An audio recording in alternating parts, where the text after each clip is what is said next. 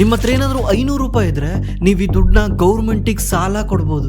ಸಿದ್ದರಾಮಯ್ಯ, ನರೇಂದ್ರ ಮೋದಿ, ನಿರ್ಮಲಾ ಸೀತಾರಾಮನ್ ಇವ್ರಿಗೆಲ್ಲರೂ ನೀವು ಸಾಲ ಕೊಡ್ಬೋದು.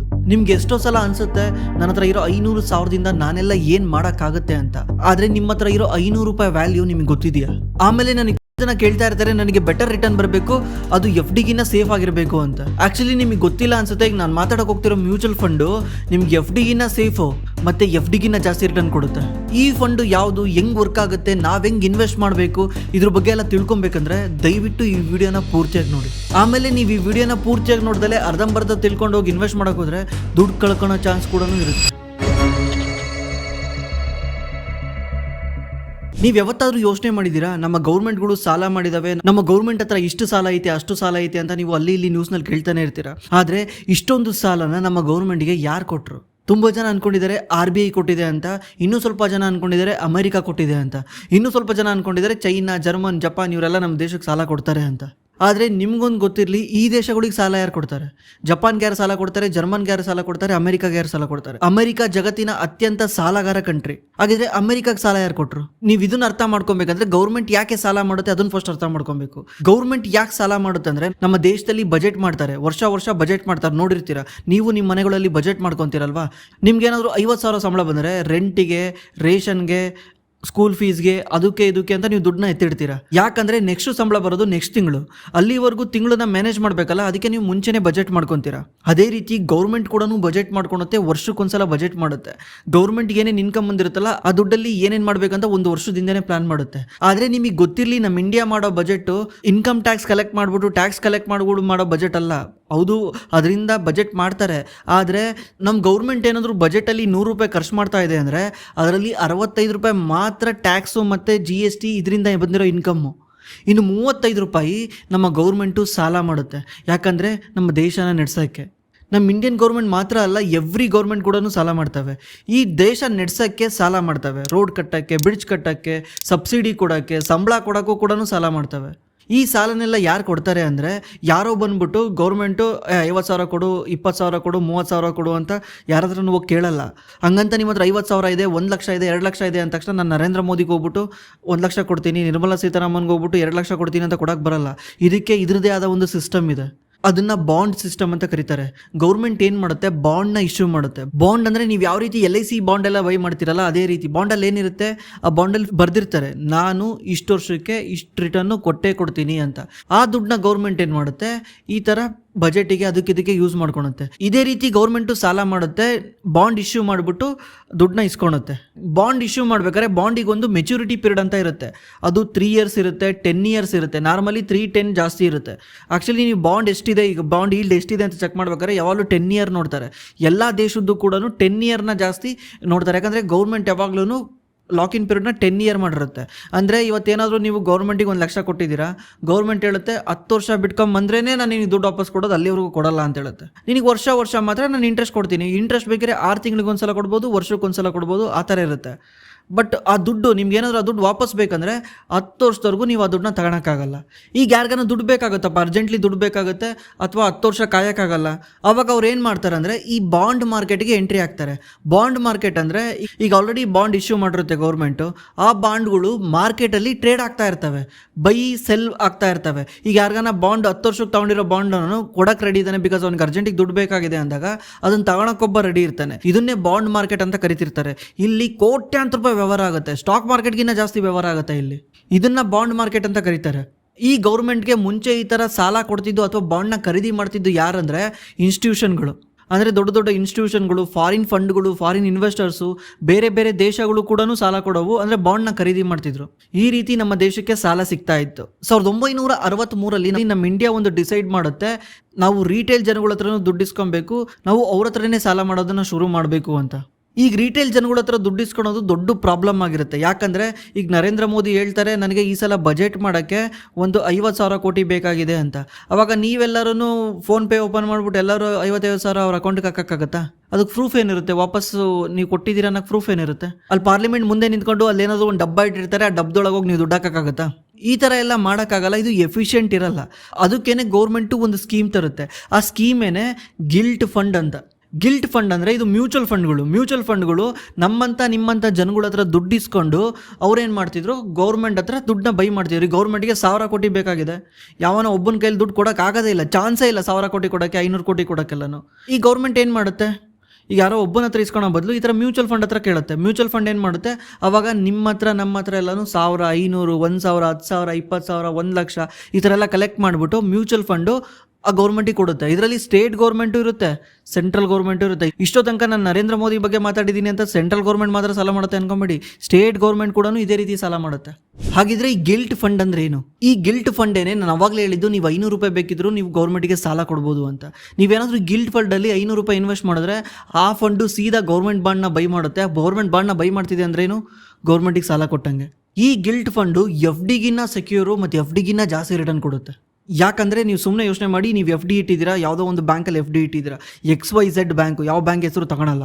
ಆ್ಯಕ್ಚುಲಿ RBI ರೂಲ್ಸ್ ಪ್ರಕಾರ RBI ಏನು ಹೇಳುತ್ತೆ ಅಂದರೆ, ಯಾವುದನ್ನ ಬ್ಯಾಂಕ್ ಮುಳುಗೋದ್ರೆ RBI DICGC ಅಂಡರಲ್ಲಿ ಆ ಬ್ಯಾಂಕಿಗೆ 5 ಲಕ್ಷ ಮಾತ್ರ ವಾಪಸ್ ಕೊಡುತ್ತೆ. ಈಗ ಡೆಪಾಸಿಟ್ ಏನಾದರೂ ನೀವು 1 ಕೋಟಿ ಇಟ್ಟಿದ್ರು ಕೂಡ ನಿಮಗೆ 5 ಲಕ್ಷ ಮಾತ್ರ ಸಿಗುತ್ತೆ. 10 ಲಕ್ಷ ಇಟ್ಟಿದ್ರು ಕೂಡ ನಿಮ್ಗೆ 5 ಲಕ್ಷ ಮಾತ್ರ ಸಿಗುತ್ತೆ. ಅಪ್ ಟು 5 ಲ್ಯಾಕ್ಸ್ವರೆಗೂ ಮಾತ್ರ RBI ನಿಮ್ಮ ಎಫ್ ಡಿ ಅಮೌಂಟ್ಗೆ ಗ್ಯಾರಂಟಿ ಆಗಿರುತ್ತೆ.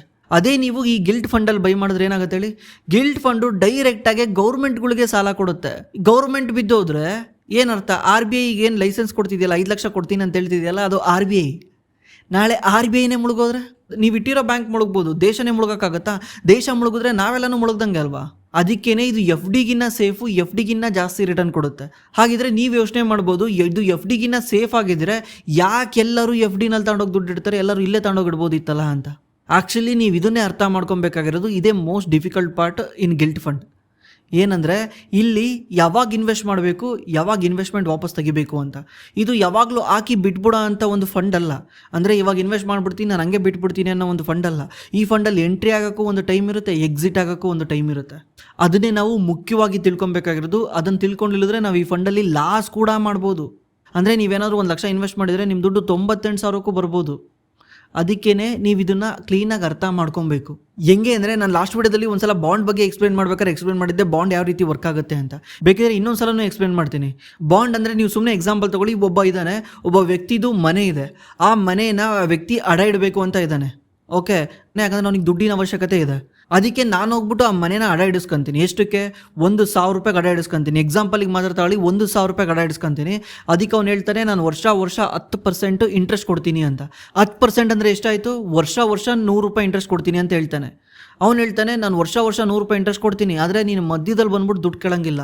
ಈ ಅಗ್ರಿಮೆಂಟ್ನ ವ್ಯಾಲ್ಯೂ 10 ವರ್ಷ ಇರುತ್ತೆ, 10 ವರ್ಷದೊಳಗಡೆ ಬಂದ್ಬಿಟ್ಟು ನೀನು ದುಡ್ಡೇ ಕೇಳಂಗಿಲ್ಲ ಅಂತ ಹೇಳ್ತಾನೆ. ಅವಾಗ ನಾನು ಸರಿ, ಓಕೆ, ನಾನು 10 ವರ್ಷದವರೆಗೂ ದುಡ್ಡು ಕೇಳಲ್ಲ, ಬಿಕಾಸ್ ನನಗೆ ಅಲ್ಲಿವರೆಗೂ ದುಡ್ಡು ಬೇಕಾಗಿಲ್ಲ ಅಂತ ಏನು ಮಾಡ್ತೀನಿ, ಅಗ್ರಿಮೆಂಟ್ ಮಾಡಿಸ್ಕೊತೀನಿ. ನೀನು ವರ್ಷ ಮಾತ್ರ ಕ್ಲೀನಾಗಿ ಇಂಟ್ರೆಸ್ಟ್ ಕಟ್ಟು ಅಂತ ಹೇಳ್ತೀನಿ. ಸರಿ ಅಂತೇಳಿ ಅಗ್ರಿಮೆಂಟ್ ಮಾಡಿಸ್ಕೊಂಡು ಬರ್ತೀನಿ. ಅಗ್ರಿಮೆಂಟ್ ಮಾಡಿಸ್ಕೊಂಬಂದು ಕೇವಲ 6 ತಿಂಗಳಲ್ಲಿ ನನಗೆ ದುಡ್ಡಿನ ಅವಶ್ಯಕತೆ ಬರೋಂಗೆ ಸ್ಟಾರ್ಟ್ ಆಗುತ್ತೆ. ದುಡ್ಡು ಏನಕ್ಕೋ ಬೇಕಾಗುತ್ತೆ.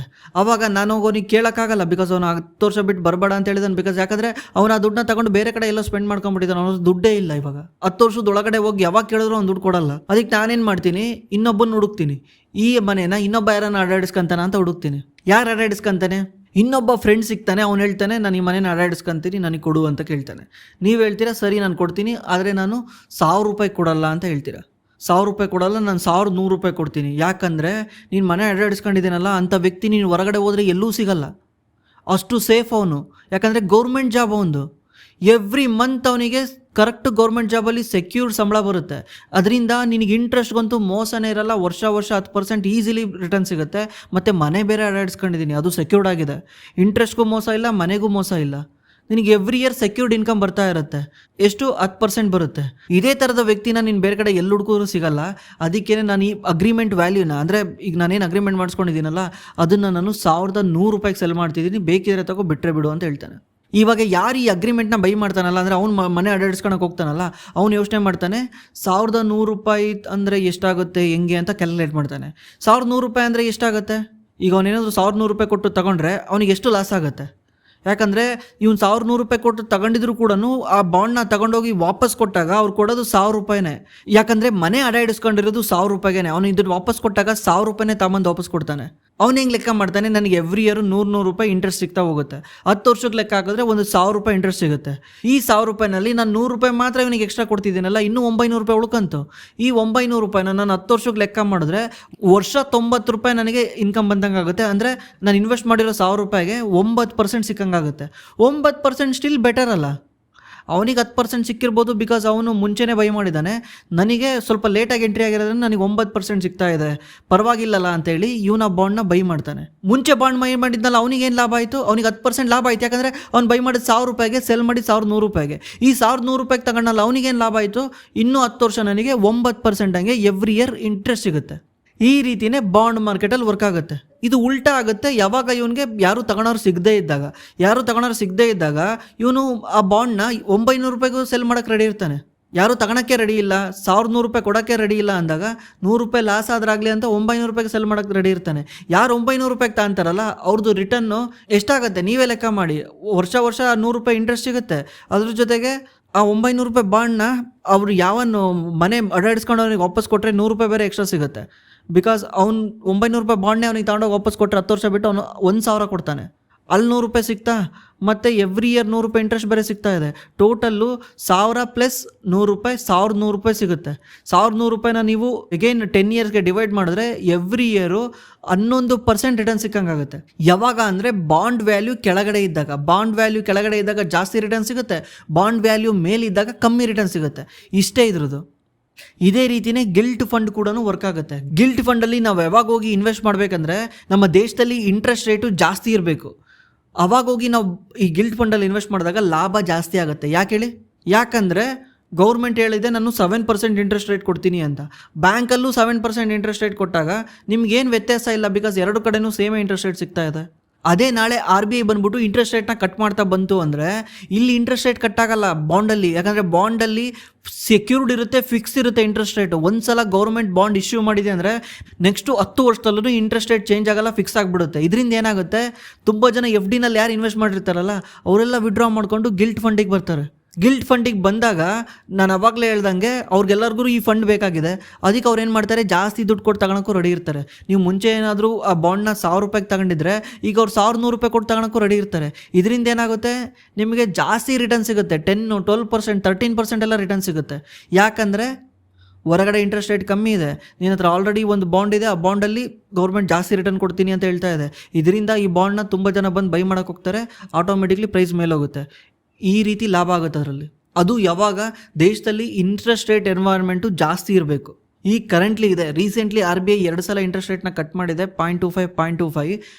ಸ್ಟಿಲ್ RBI ಇಂಟ್ರೆಸ್ಟ್ ರೇಟ್ನ ಕಟ್ ಮಾಡೋ ಚಾನ್ಸಸ್ ತುಂಬ ಇದೆ. ಇದರಿಂದ ಗಿಲ್ಟ್ ಫಂಡಿಗೆ ಇವಾಗ ಲಾಭ ಆಗುತ್ತೆ. ಆದರೆ ಗಿಲ್ಟ್ ಫಂಡ್ನ ಯಾವಾಗ ಎಕ್ಸಿಟ್ ಮಾಡಬೇಕು, ಅದನ್ನು ಎಂಟ್ರಿ ಆಗ್ಬಿಟ್ಟು ಯಾವಾಗ ಎಕ್ಸಿಟ್ ಮಾಡಬೇಕು ಅಂದರೆ ಯಾವಾಗ RBI ಇಂಟ್ರೆಸ್ಟ್ ರೇಟ್ನ ಜಾಸ್ತಿ ಮಾಡೋಕ್ಕೆ ಸ್ಟಾರ್ಟ್ ಮಾಡುತ್ತೆ. ಈಗ ಏನಾಗುತ್ತೆ, RBI 6% ಇದೆಯಲ್ಲ ಇಂಟ್ರೆಸ್ಟ್ ರೇಟು, 6.5ಇಂದ 6% ತಗೊಂಬಂದಿದೆ. ಹೋಗ್ತಾ ಅದನ್ನು 5.5ಗೂ ತರುತ್ತೆ, 5%ಗೂ ತರುತ್ತೆ, 4.5%ಗೂ ತರುತ್ತೆ. ಎಕನಾಮಿ ಏನಾದರೂ ಸ್ಟೇಬಲ್ ಆಗಿದ್ರೆ 4.5%ಗೂ ತರುತ್ತೆ. ಅಲ್ಲಿವರೆಗೂ ಈ ಬಾಂಡ್ ಪ್ರೈಸ್ ಮೇಲೆ ಹೋಗ್ತಾನೆ ಇರುತ್ತೆ. ಬಿಕಾಸ್ 50 ಪೈಸೆ ಕಟ್ಟಾದಂಗೆ ದುಡ್ಡು ಬಾಂಡ್ ಮಾರ್ಕೆಟಿಗೆ ಬರ್ತಾ ಹೋಗುತ್ತೆ. ಅವಾಗ ಬಾಂಡ್ ಪ್ರೈಸ್ ಮೇಲೆ ಹೋಗ್ತಾ ಹೋಗುತ್ತೆ. ಯಾವಾಗ ಇಂಟ್ರೆಸ್ಟ್ ರೇಟ್ ಅಪ್ ಆಗಕ್ಕೆ ಸ್ಟಾರ್ಟ್ ಆಗುತ್ತೆ ಅವಾಗ ನೀವೇ ಯೋಚನೆ ಮಾಡಿ, ವರ್ಷ ಬಾಂಡ್ ಮಾರ್ಕೆಟಲ್ಲಿ ಬಾಂಡ್ನ ಸೆಲ್ ಮಾಡ್ತಾರೆ, FDಗೆ ಹೋಗ್ತಿರ್ತಾರೆ. ಬಿಕಾಸ್ ಬಾಂಡ್ ಮಾರ್ಕೆಟಲ್ಲಿ ರಿಟರ್ನ್ ಕಮ್ಮಿ ಸಿಗೋಕ್ಕೆ ಸ್ಟಾರ್ಟ್ ಆಗುತ್ತೆ, FDನಲ್ಲಿ ಜಾಸ್ತಿ ರಿಟರ್ನ್ ಸಿಗೋಕ್ಕೆ ಸ್ಟಾರ್ಟ್ ಆಗುತ್ತೆ. ಅವಾಗ FDಗೆ ಹೋಗ್ತಾ ಇರ್ತಾರೆ. ಅವಾಗ ಏನಾಗುತ್ತೆ, ಬಾಂಡ್ ಪ್ರೈಸ್ ಕೆಳಗೆ ಬೀಳಕ್ಕೆ ಸ್ಟಾರ್ಟ್ ಆಗುತ್ತೆ. ಇದನ್ನು ಯಾವಾಗ ಎಂಟ್ರಿ ಆಗಬೇಕಂದ್ರೆ ದೇಶದಲ್ಲಿ ಇಂಟ್ರೆಸ್ಟ್ ರೇಟ್ ಜಾಸ್ತಿ ಇರಬೇಕು, ಅವಾಗ ಎಂಟ್ರಿ ಆಗಬೇಕು. ಯಾವಾಗ ಎಕ್ಸಿಟ್ ಆಗಬೇಕಂದ್ರೆ ದೇಶದಲ್ಲಿ ಇಂಟ್ರೆಸ್ಟ್ ರೇಟ್ ಕಟ್ಟಾಗಿ ತುಂಬ ಕೆಳಗಡೆ ಬಂದಾಗ ಅವಾಗ ಎಕ್ಸಿಟ್ ಆಗಿಬಿಡಬೇಕು. ಯಾಕಂದರೆ ಒಂದ್ಸಲ ಇಂಟ್ರೆಸ್ಟ್ ರೇಟ್ ಮೇಲೆ ಹೋಗೋಕ್ಕೆ ಸ್ಟಾರ್ಟ್ ಆದರೆ ಮತ್ತೆ ಬಾಂಡ್ ಪ್ರೈಸ್ ಕೆಳಗೆ ಬೀಳಕ್ಕೆ ಸ್ಟಾರ್ಟ್ ಆಗುತ್ತೆ. ಸ್ವಲ್ಪ ಇದು ಕಾಂಪ್ಲೆಕ್ಸ್ ಅನಿಸುತ್ತೆ ಅರ್ಥ ಮಾಡ್ಕೊಳಕ್ಕೆ, ಬಟ್ ಇದೇನು ರಾಕೆಟ್ ಸೈನ್ಸ್ ಅಲ್ಲ, ಆರಾಮಾಗಿ ಅರ್ಥ ಮಾಡ್ಕೊಬೋದು. ಯಾಕಂದರೆ ನೀವು 2-3 ಸಲ ನೋಡಿದ್ರು ಆರಾಮ್ಸೆ ಅರ್ಥ ಮಾಡ್ಕೊಬೋದು. ನೀವು ಫಸ್ಟ್ಗೆ ಅರ್ಥ ಆಗೋದು ಕಷ್ಟ ಇದೆ, ಇದೇ ವಿಡಿಯೋನ 1-2 ಸಲ ನೋಡಿದ್ರೆ ನಿಮಗೆ ಕ್ಲೀನಾಗಿ ಅರ್ಥ ಆಗುತ್ತೆ. ನೀವೇ ನೋಡಿ, SBI ಮ್ಯಾಗ್ನಮ್ ಗಿಲ್ಟ್ ಫಂಡ್ ಅಂತ ಒಂದು ಫಂಡ್ ಇದೆ. ಅದು ಲಾಸ್ಟ್ 1 ಮಂತಲ್ಲೇ 3% ಮೇಲೋಗಿದೆ. 1 ಮಂತಲ್ಲಿ ಯಾರನ್ನ 3% ರಿಟರ್ನ್ ಕೊಡ್ತಾರಾ? 3% ಮೇಲೋಗಿದೆ. 3 ರೂಪಾಯಿ ಬಡ್ಡಿ ನಿಮ್ಮ ಹೊರಗಡೆ ಮಾತಾಡ್ತಿರಲ್ಲ ಆ ಥರ ಮೇಲೋಗಿದೆ. ಯಾಕೆ ಅಂದರೆ ರೀಸೆಂಟ್ಲಿ RBI 0.25ನ ಕಟ್ ಮಾಡಿದ ತಕ್ಷಣ ತುಂಬ ದುಡ್ಡುಗಳು ಗಿಲ್ಟ್ ಫಂಡಿಗೆ ಎಂಟ್ರಿ ಆಗ್ತವೆ. ಇದರಿಂದ ಲಾಸ್ಟ್ 1 ಮಂತಲ್ಲಿ 3% ಮೇಲೋಗಿದೆ, ಲಾಸ್ಟ್ 6 ಮಂತಲ್ಲಿ 5% ಮೇಲೋಗಿದೆ, ಲಾಸ್ಟ್ 1 ಇಯರಲ್ಲಿ 12% ಮೇಲೋಗಿದೆ. 12% ರಿಟರ್ನ್ ಕೊಟ್ಟಿದೆ ಲಾಸ್ಟ್ 1 ಇಯರಲ್ಲಿ. 12% ನಿಫ್ಟಿನೂ ಕೊಟ್ಟಿಲ್ಲ ರಿಟರ್ನು. ಲಾಸ್ಟ್ 3 ಇಯರ್ಸಲ್ಲಿ ಇಯರ್ ಆನ್ ಇಯರು 9% ರಿಟರ್ನ್ ಕೊಟ್ಟಿದೆ. ಎವ್ರಿ ಇಯರ್ಗೆ ಲೆಕ್ಕ ಹಾಕಿದ್ರೆ 9% ರಿಟರ್ನ್ ಕೊಟ್ಟಿದೆ. ಲಾಸ್ಟ್ 5 ವರ್ಷದಲ್ಲಿ 5 ವರ್ಷ ಆಗ್ತಾ ಕಮ್ಮಿ ಆಗುತ್ತೆ, ಬಿಕಾಸ್ 5 ವರ್ಷದಲ್ಲಿ ಇಂಟ್ರೆಸ್ಟ್ ರೇಟು 2-3 ಸಲ ಅಪ್ಸು ಡೌನ್ಸ್ ಆಗಿದೆ. ಸ್ಟಿಲ್ 7.68% ರಿಟರ್ನ್ ಕೊಟ್ಟಿದೆ. ಲಾಸ್ಟ್ 1 ಇಯರ್ ಮತ್ತು 3 ಇಯರ್ ನೀವು ನೋಡಿದ್ರೆ ಎಂಥ ರಿಟರ್ನ್ ಅದು 9%. ಯಾವ ಎಫ್ ಡಿ ರಿಟರ್ನ್ ಕೊಡುತ್ತೆ ನಿಮಗೆ? ಲಾಸ್ಟ್ 1 ಇಯರ್ ಲೆಕ್ಕ ಮಾಡಿದ್ರೆ 12% ರಿಟರ್ನ್ ಕೊಡುತ್ತೆ. ಯಾವ ಎಫ್ ಡಿ ಆ ಥರ 12% ರಿಟರ್ನ್ ಕೊಡುತ್ತೆ? ಇದರಲ್ಲಿ ಯಾವ್ಯಾವ ಫಂಡ್ ಇದಾವೆ ಅಂತ ನೀವು ಚೆಕ್ ಮಾಡೋದಿದ್ರೆ ನಿಮ್ಮ ಬ್ರೋಕರ್ ಆ್ಯಪಿಗೆ ಹೋಗಿ. ಬ್ರೋಕರ್ ಆ್ಯಪಿಗೆ ಹೋಗ್ಬಿಟ್ಟು ಯಾವುದಾದ್ರೂ ಇರ್ಬೋದು, ಏಂಜಲ್ ಒನ್, ಝೆರೋದಾ, ಗ್ರೋ ಎಲ್ಲನ ಹೋಗಿ ಅಲ್ಲಿ ಹೋಗ್ಬಿಟ್ಟು ಗಿಲ್ಟ್ ಫಂಡ್ ಅಂತ ಸರ್ಚ್ ಮಾಡಿ. ಗಿಲ್ಟ್ ಫಂಡ್ ಅಂತ ಸರ್ಚ್ ಮಾಡಿದ ತಕ್ಷಣ ನಿಮಗೆ ಲಾಟ್ ಆಫ್ ಗಿಲ್ಟ್ ಫಂಡ್ ಸಿಗ್ತವೆ. SBI ಮ್ಯಾಗ್ನಮ್ ಗಿಲ್ಟ್ ಫಂಡ್ ಇದೆ. SBI ಇದು ETF ಇದೆ. ನೀವು ನಾರ್ಮಲ್ ಯಾವ ರೀತಿ ಶೇರ್ಸ್ ಬೈ ಮಾಡ್ತೀರಲ್ಲ ಆ ಥರ ಇದನ್ನು ಬೈ ಮಾಡ್ಬೋದು. ಇದ್ರ ಪ್ರೈಸ್ ಬಂದ್ಬಿಟ್ಟು 254 ರೂಪಾಯಿ ಇದೆ. ಇದು ಕೂಡ 1 ಮಂತಲ್ಲಿ 2.5% ರಿಟರ್ನ್ ಕೊಟ್ಟಿದೆ. ಲಾಸ್ಟ್ 1 ಇಯರಲ್ಲಿ 11.6% ರಿಟರ್ನ್ ಕೊಟ್ಟಿದೆ. ಲಾಸ್ಟ್ 5 ವರ್ಷದಲ್ಲಿ ಇದು CAGR ತೋರಿಸ್ತಾ ಇಲ್ಲ, ಟೋಟಲ್ 30% ರಿಟರ್ನ್ ಕೊಟ್ಟಿದೆ. 30% ರಿಟರ್ನು ಲಾಸ್ಟ್ 5 ವರ್ಷದಲ್ಲಿ ಕೊಟ್ಟಿದೆ. ಅದೇ ರೀತಿ ನಿಪಾನ್ ಇಂಡಿಯಾ ETF ಗಿಲ್ಟ್ ಅಂತ ಇದೆ. ಅದು ಕೂಡ ಸೇಮ್ ರಿಟರ್ನ್ ಎಲ್ಲನೂ ಆಲ್ಮೋಸ್ಟ್ ಸೇಮ್ ಇರ್ತವೆ. ಒಂದೊಂದು ಫಂಡ್ ಒಂದೊಂದು ಥರ ರಿಟರ್ನ್ ಕೊಟ್ಟಿರ್ತಾರೆ. ಅದನ್ನು ನೀವು ಚೆಕ್ ಮಾಡಿಕೊಂಡು ಇನ್ವೆಸ್ಟ್ ಮಾಡಿ. ಇನ್ನೊಂದು 50 ಪೈಸೆ ಇಂಟ್ರೆಸ್ಟ್ ರೇಟ್ ಏನಾದರೂ ಕಟ್ಟಾದರೆ ನನಗನ್ನಿಸ್ತಂಗೆ ನೆಕ್ಸ್ಟ್ 1 ಇಯರ್ ಕೂಡ 9-10% ಈ ಗಿಲ್ಟ್ ಫಂಡ್ ಆರಾಮ್ಸೆ ರಿಟರ್ನ್ ಕೊಡುತ್ತೆ. ಆದರೆ ಇದು ಕೂಡ ಲಾಂಗ್ ಟರ್ಮಲ್ಲಿ ಬೈ ಮಾಡಿ ಬಿಡೋ ಅಂಥ ಫಂಡ್ ಅಲ್ಲ. ಎಕ್ಸಿಟ್ ಯಾವಾಗ ಆಗಬೇಕು, ಎಂಟ್ರಿ ಯಾವಾಗ ಆಗಬೇಕು ಅಂತ ತಿಳ್ಕೊಳ್ಬೇಕು. ಸ್ವಲ್ಪ ಇದ್ರ ಬಗ್ಗೆ ನಾಲೆಜ್ ತಿಳ್ಕೊಬೋದು. ಅವಾಗ ನೀವು FDಗಿನ್ನ ಜಾಸ್ತಿ ರಿಟರ್ನ್ ಮಾಡ್ಬೋದು. ಅದಲ್ದಲ್ಲೇ ಇದು ಸೇಫ್ ಆ್ಯಂಡ್ ಸೆಕ್ಯೂರ್. ಇದರಲ್ಲಿ ಯಾವುದೇ ರೀತಿ ಮೋಸ ಆಗೋಕ್ಕಾಗಲ್ಲ. ಬಿಕಾಸ್ ಮ್ಯೂಚುವಲ್ ಫಂಡು ಡೈರೆಕ್ಟ್ಲಿ ಗೌರ್ಮೆಂಟಿಗೆ ದುಡ್ಡು ಕೊಡ್ತಾ ಇದೆ. ಗೌರ್ಮೆಂಟ್ ಯಾವತ್ತಾದರೂ ಡಿಫಾಲ್ಟ್ ಆಗುತ್ತಾ? ಗೌರ್ಮೆಂಟ್ ಡಿಫಾಲ್ಟ್ ಆಗೋ ಚಾನ್ಸು ಆಲ್ಮೋಸ್ಟ್ 0 ಇರುತ್ತೆ.